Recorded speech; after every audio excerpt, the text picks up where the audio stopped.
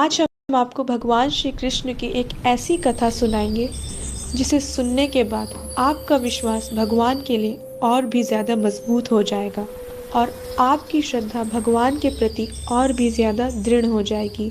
दोस्तों, ये कहानी उस दौर की है जब धरती पर एक युग का अंत हो रहा था।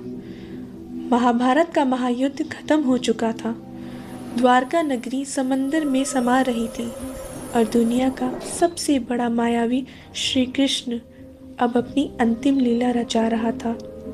जंगल में गहरा सन्नाटा था। भगवान कृष्ण एक पीपल के पेड़ के नीचे योगा निद्रा में लेटे हुए थे। उनका एक पैर दूसरे पैर के ऊपर रखा था। उनके तलवों में बना पद्मा का निशान अंधेरे में किसी हीरे या हिरन की आंख की तरह चमक रहा था। तभी जारा नाम का एक शिकारी वहां शिकार की तलाश में आया। झाड़ियों के पीछे उसे वो चमकती हुई चीज दिखी। उसे लगा कोई हिरन बैठा है। उसने बिना वक्त गवाए अपनी कमान पर तीर चढ़ाया और सन्न करते हुए वो विषैला तीर चला दिया। तीर सीधा निशाने पर लगा, लेकिन वहां से किसी जानवर की चीख की नहीं, बल्कि एक इंसान के करहने की आवाज आई। जारा भाग कर वहां पहुंचा और जो उसने देखा उसके पैरों तले जमीन खिसक गई। सामने कोई जानवर नहीं, बल्कि स्वयं त्रिलोकी नाथ थे और तीर उनके पैर में लगा। जारा वहीं गिरकर रोने लगा, हे प्रभु, मैंने ये क्या कर दिया। लेकिन कृष्ण दर्द में होते हुए भी मुस्कुराए। उन्होंने जारा के सर पर हाथ रखा और कहा, रोना बंद करो जारा, ये गलती नहीं, ये नियति है।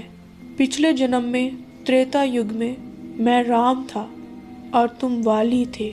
मैंने तुम्हें चुप कर मारा था।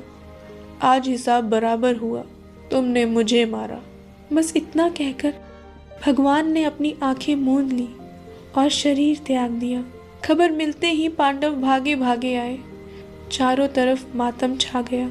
अर्जुन ने भारी मन से चंदन की चिता सजाई और श्री कृष्ण की अंतिम संस्कार की तैयारी शुरू की और अग्निदेव का आवाहन किया। आग की लपटें आसमान छू रही थी। भगवान का शरीर पंचतत्व में विलीन हो रहा था, लेकिन तभी वहां मौजूद सभी लोगों की सांसें अटक गईं और अर्जुन की आंखें फटी की फटी रह गईं। उन्होंने देखा कि कृष्ण का पूरा शरीर जलकर राख हो गया, लेकिन उनके सीने के अंदर एक चीज थी जो आग में भी नहीं जल रही थी। वो नीलम की तरह चमक रही थी और हैरानी की बात ये थी कि वो अभी भी धड़क रही थी। वो साधारण मांस का टुकड़ा नहीं था। आग उसे छू भी नहीं पा रही थी। अर्जुन घबरा गए। वह उसे दोबारा जलाने की कोशिश करने लगे।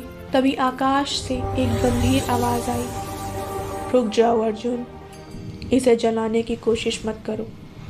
ये साधारण हृदय नहीं है, ये ब्रह्मा का पदार्थ है। ये वो ऊर्जा है जिसका ना कोई अंत है, ना कोई शुरुआत। इसे धरती पर रहना ही होगा। आदेश के मुताबिक अर्जुन ने उस धड़कते हुए दिल को बड़े आदर के साथ उठाया।